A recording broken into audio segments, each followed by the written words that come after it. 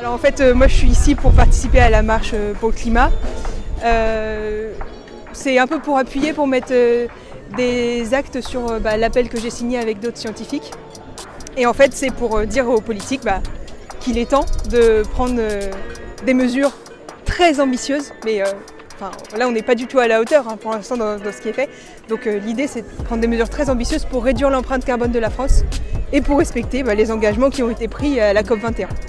Alors c'est un appel qui a été signé par plus de 1000 scientifiques.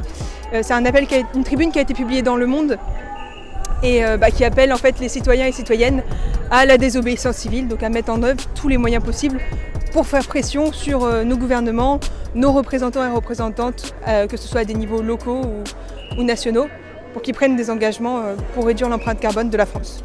Ah ouais, en fait, là, si on continue tel qu'on est, c'est ce que je disais tout à l'heure, en fait, un réchauffement qui atteint un réchauffement global de plus de 5 degrés, c'est pas du tout à exclure, c'est même complètement réaliste. En fait, il y a différentes choses. Là, on est en train de vivre la 6e extinction de masse, donc une baisse de la biodiversité, ça aura forcément des conséquences sur en fait, l'existence de l'espèce humaine.